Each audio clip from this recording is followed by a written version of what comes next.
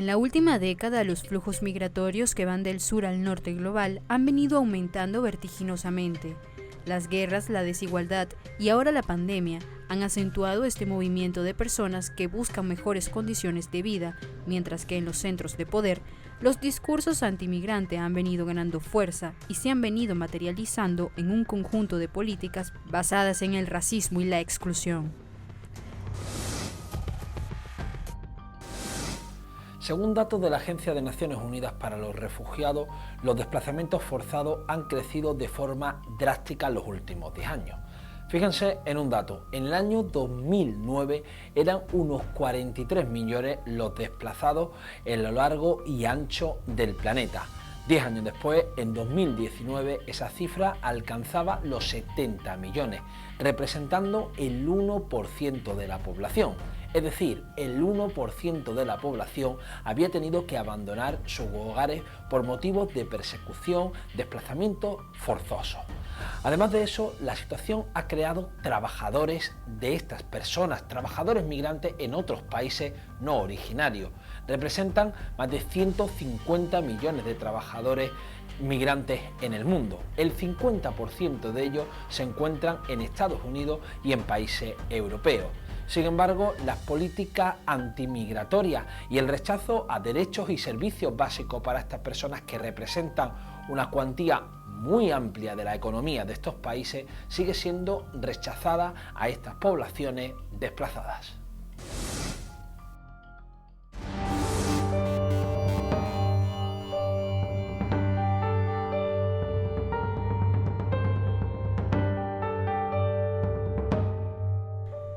Las personas que vemos en estas imágenes provienen de diferentes partes del mundo, sin embargo, comparten una realidad común.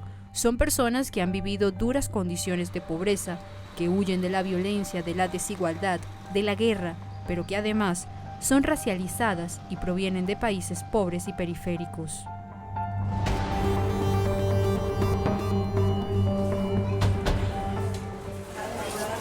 Porque a mí me amenazaron que si yo hablaba o corría a la policía, pues iban a matar a todas mis familias. Tell us, dangerous. But dangerous here in Ghana is the same dangerous. Because you don't work. Why you stay here? I have children and child and my mother and family. But I know the danger. But you go there because you don't go. Where is the money or where is the work? El trabajo está muy difícil. Yo tengo 2 hijos y cada vez me cuesta sostenerlo más y solo yo el único que trabajo en mi casa. Entonces, exactly. I want to just go one country. They have just like a right woman be, and they say, okay, you can stay in this country, just like anybody else. Durante las rutas migratorias se enfrentan a graves peligros y a constantes violaciones de sus derechos más fundamentales. Clear evidence on the abuses faced by people on the move across the route, so in different parts of their journey, and I believe most of the times we tended to focus on some countries and forgetting about the others, while we realize that abuse actually is along the route, and even sometimes it starts within the country of origin and follows people as they move. People describe the ongoing violence and insecurity they faced in Libya, including arbitrary detention, torture, trafficking, sexual violence, forced labor, sale, and other serious human rights violations and abuses. Mientras más se acercan a su destino, más son las barreras que se erigen ante sus ojos. Altos muros de metal, rejas, púas, controles militares, persecución y devoluciones en caliente. Sin embargo, estos obstáculos no impiden que millones de personas continúen huyendo para buscar mejores condiciones de vida.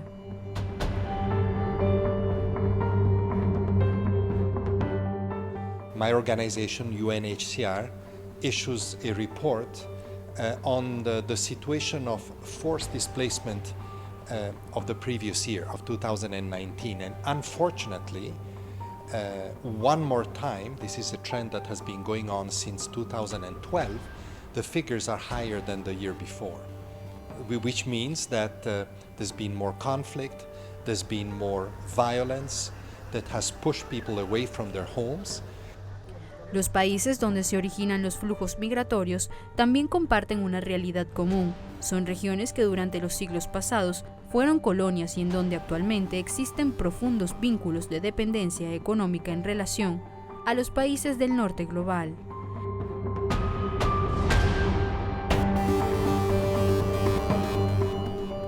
Mientras que los conflictos armados y el recrudecimiento de la pobreza en países del sur global impulsan a millones de personas a huir de sus comunidades de origen, el discurso antimigrante ha venido emergiendo en los centros de poder, una retórica que se ha materializado en políticas concretas para poner cada vez más barreras a estas personas.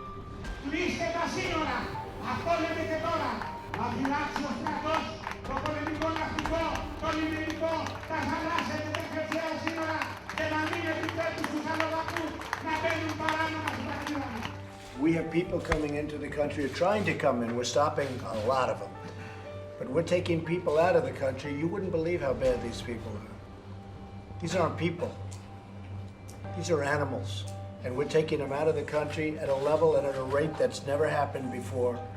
Szeretném világossá tenni, hogy nekünk Brüsszelben is Magyarország lesz az első, és mindenkivel együtt fogunk működni, aki meg akarja állítani a bevándorlást. Las políticas desplegadas por los gobiernos para poner barreras no han logrado detener los flujos migratorios. Sin embargo, han hecho que las personas que logran llegar a los países destino sean obligadas a vivir en condiciones muy duras y con muchas dificultades para acceder a los derechos más fundamentales. ¿Por qué es falso pensar que Europa no quiere migrantes? Europa quiere migrantes, Europa necesita migrantes, pero los necesita sin derechos, los necesita quebrados. ¿Para qué? Para explotarlos, como ejército de reserva en una situación de semi-esclavitud, de clandestinidad, de ilegalidad, para poder explotarlos como las freseras de Huelva, como el campo de Almería o, como decía la compañera también, como las trabajadoras del hogar sin ningún tipo de atención ni de recursos en las casas de miles y miles de españoles. Y confunden la opinión pública porque le hacen creer que es que el Estado lo que está haciendo es impidiendo la entrada de los migrantes, usan discursos racistas para poder afirmar este tipo de leyes, porque entonces tienes toda una población reclamando que se haga difícil entrar a los países, sobre todo de los blancos metropolitanos, y pasan leyes antimigrantes con el apoyo de la gente, pero en realidad el gran capital lo que está buscando no es que no cruce el migrante, es que cuando cruce lo piense 10 veces antes de protestar, antes de organizarse en un sindicato, antes de movilizarse ante una situación de explotación. Actualmente las economías de Estados Unidos y de la Unión Europea dependen de la mano de obra de los migrantes que vienen de África, Asia, América Latina y el Caribe. Sin embargo, las políticas que los gobiernos han implementado para gestionar la migración han reproducido las asimetrías heredadas de los periodos coloniales. Un sistema en donde la racialización de las poblaciones ha jugado un papel fundamental para justificar la explotación forzada. Entonces, eso tiene un fuerte contenido racial, porque estamos hablando de la reproducción de relaciones coloniales donde tiene blancos, poblaciones blancas metropolitanas, explotando y superexplotando las poblaciones del tercer mundo, como se hacía en la época colonial. Pero ahora, en lugar de hacerlo por allá, lo hacen dentro de sus propios países y reproducen los costos de producción baratos que existen hoy día en las maquiladoras de México o en las maquiladoras de la China dentro de sus propios territorios.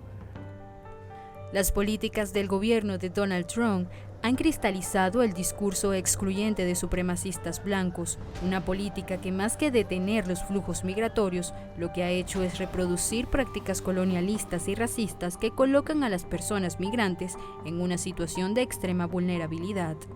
A su vez, la propuesta del nuevo pacto migratorio en la Unión Europea, condicionada por los gobiernos de derecha, ha reafirmado la construcción de la Europa fortaleza y ha cerrado cada vez más la posibilidad de un reasentamiento seguro para aquellas personas que huyen de la guerra y de la persecución en sus países de origen.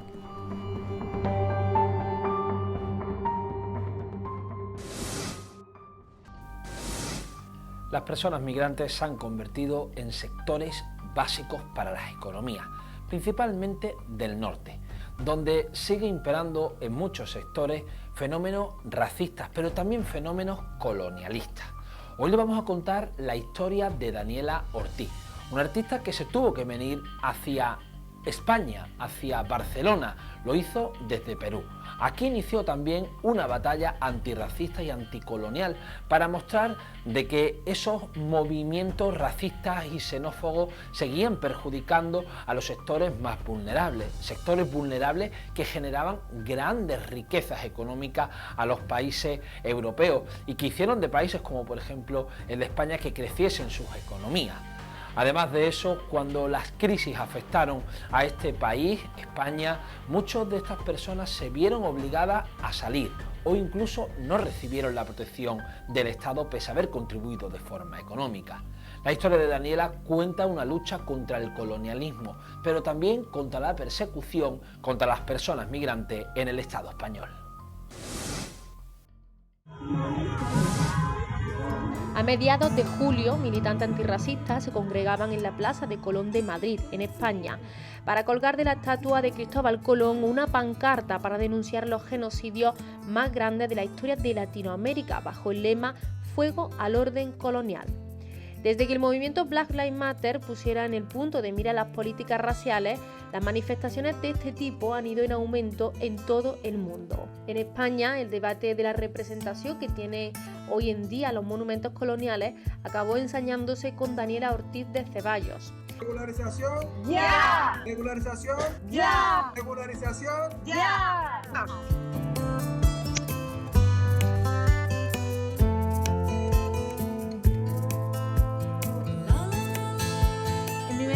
Daniela, muchísimas gracias por estar con nosotras en Entre Fronteras, exiliada desde Perú.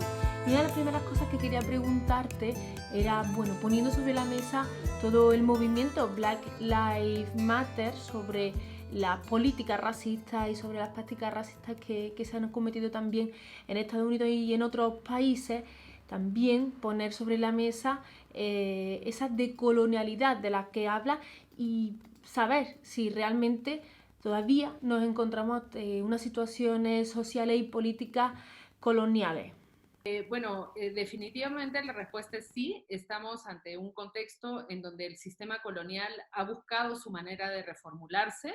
En el contexto español y europeo, la manera en la que se ha, digamos, rearticulado el orden colonial e impuesto todas aquellas violencias, formas de explotación, de control que se imponen a la gente en el sur global, ¿no? En los países que son excolonias, mediante las políticas de extranjería, mediante el racismo institucional, mediante el sistema de control migratorio, es la forma en la que Europa ha encontrado, por un lado, digamos, para extender el colonialismo y para reproducir esas formas de violencia colonial, racista, de explotación, etcétera, en el sur global al interior de las fronteras europeas, ¿no? Entonces, creo que es bastante claro y contundente que lo que se está viviendo hoy en día y lo que los movimientos antirracistas vienen denunciando como racismo institucional, racismo estructural, es una extensión del sistema colonial y es la continuación y la puesta en marcha del orden colonial al interior de las fronteras europeas y en las propias fronteras, con una violencia absoluta, porque estamos hablando pues de más de 50.000 muertos y desaparecidos en las zonas de frontera, de un sistema de persecución, detención y deportación de personas migrantes bastante violento y sistemático, y de un sistema de explotación laboral como lo que podemos ver en la situación, por ejemplo, en los campos de Lepe, o lo que podemos ver en relación a la explotación de las compañeras trabajadoras domésticas, que reproduce esas formas de explotación coloniales, ¿no?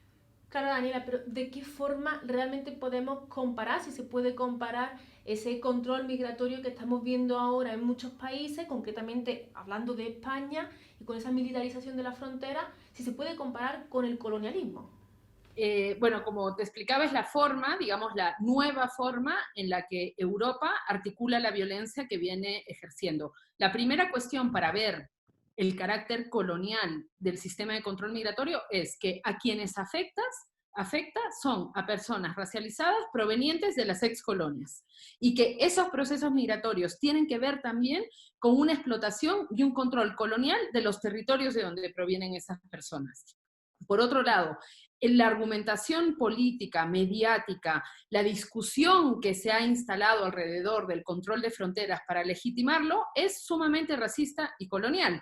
Cuestiones como, por ejemplo, decir que las personas migrantes que venimos del sur global nos tenemos que integrar. La integración es la forma, digamos, en la que el sistema de control migratorio ha articulado un discurso en donde impone esa lógica meramente colonial de que los que vienen de las excolonias son sujetos inferiores, incivilizados, que no tienen cultura, que sus formas de vida son incompatibles con las europeas, y de pronto ves que aún a la sociedad española o catalana le parece factible convivir con un sueco o con un finlandés, ¿vale? Más que con un boliviano o con un senegalés, por ejemplo, ¿no? Entonces ahí vemos que lo que se está reformulando es un discurso racista que luego legitima ¿qué?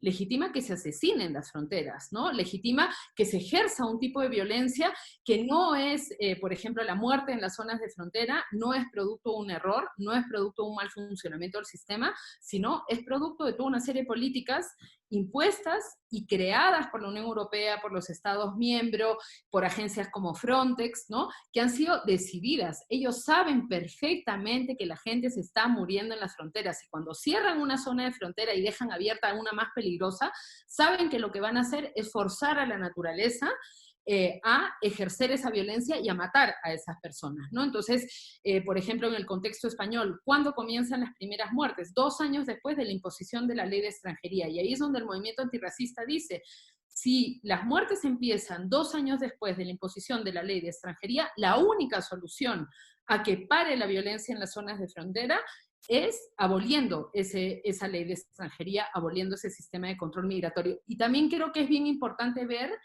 que la forma en la que se ejerce racismo contra las distintas comunidades, es decir, contra las personas de origen árabe, contra las personas de origen africano, contra las personas afrodescendientes, contra las personas de origen avialino latinoamericano, cada articulación de las formas de racismo, porque no a toda la población migrante le afecta el racismo igual, tiene una genealogía colonial. Es decir, por ejemplo, ver que el nivel de agresión, violencia y el ejercicio de la muerte, o de ejercer muerte contra la población de origen africano, es muchísimo más drástico, porque eso pertenece a la genealogía colonial, que a la población negra se la ha maltratado por excelencia muchísimo más que a las otras poblaciones. No quiere decir que a la población árabe y a la población latinoamericana no se le maltrate, sino que se le maltrata de otra forma, se le violenta de otra manera.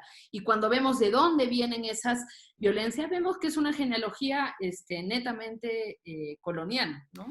Daniela, tú hablas de una reinterpretación, ¿no? De una reinterpretación del antirracismo que está haciendo en España ahora también desde esa perspectiva de colonial. ¿A qué te refieres? ¿Qué significa exactamente? En los últimos 30 años, todo lo que la sociedad y los medios de comunicación han reconocido como antirracismo era el antirracismo que venía siendo, digamos, articulado por parte de lo que nosotros denominamos izquierda blanca. Izquierda blanca no por una cuestión de la tonalidad de la piel, izquierda blanca por una cuestión ideológica, porque interpretan el antirracismo desde una perspectiva eurocéntrica y desde una perspectiva blancocéntrica. Es decir, no interpretan el antirracismo desde la experiencia y las perspectivas de las personas migrantes y racializadas que viven ese racismo. Entonces, uno de los problemas con los que el movimiento antirracista, anticolonial o decolonial se vino encontrando es con un antirracismo que denominamos como moral. Es decir, un antirracismo que abordaba el racismo como si fuese un mero prejuicio de una vecina, y que el problema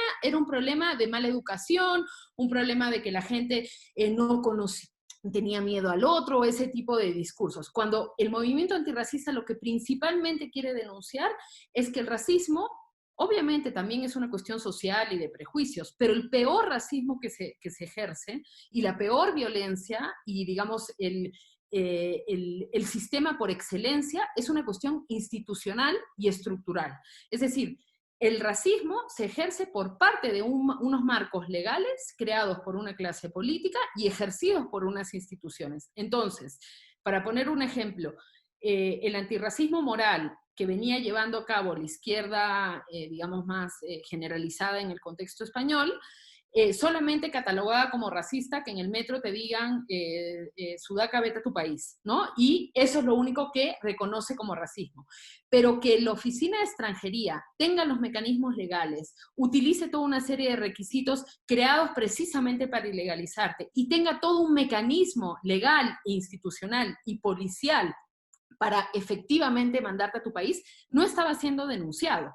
Entonces, nosotros nos basamos principalmente en denunciar ese racismo legal, ese racismo institucional, ese racismo que realmente te puede expulsar a tu país y que como es legal y está ejercido por las instituciones, es aceptado y normalizado muchas veces, ¿no? Entonces, de pronto ves que genera más escándalo un comentario racista, que está bien, hay que señalarlo y hay que combatirlo, pero que se le da más atención únicamente a eso y no se le da atención a toda la maquinaria de persecución, detención y deportación de personas migrantes que viene ejerciendo los estados europeos, ¿no?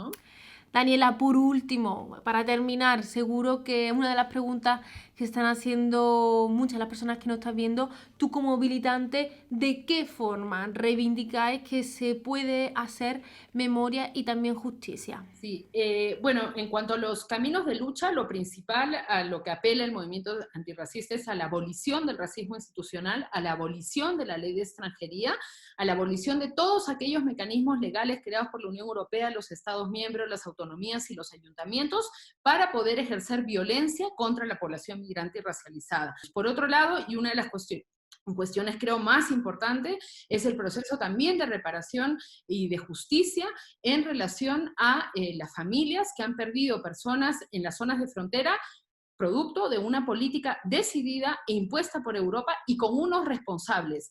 Tiene que haber un proceso de reparación y de justicia y los responsables, pues si es la cárcel, tienen que ir a la cárcel, pero no puede ser solamente pensar en que, bueno, vamos a cambiar la ley, la vamos a reformar y todo esto ya pasó. Acá han habido 30 años de asesinatos sistemáticos, 30 años de persecución, 30 años de deportaciones y 30 años de explotación de la población migrante y todo esto al camino en el que se apunta no es solamente abolir esto, sino a que haya un proceso de justicia y de reparación y una comisión, por ejemplo, como ha habido en el contexto peruano, que mal que bien, pero bueno, ha habido una comisión de la verdad y reconciliación en relación a las víctimas de la dictadura fujimorista y del conflicto armado, pues un proceso así se tiene que abrir en el contexto europeo para juzgar a los responsables de toda esta violencia, ¿no?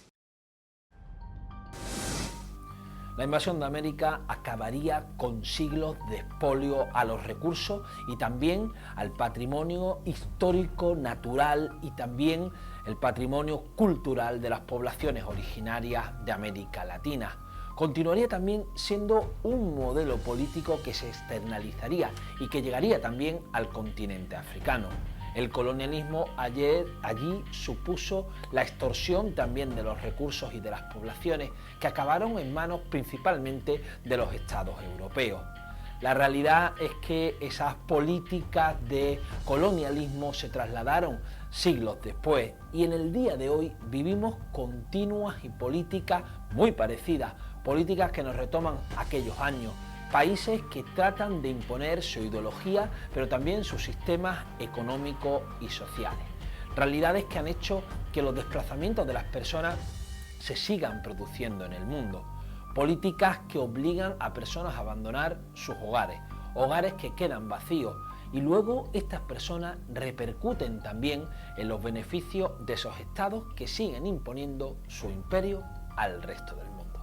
Así llegamos al final de nuestro programa. Les invitamos a continuar en sintonía con Telesur y le invitamos también a una próxima edición aquí en Entre Fronteras.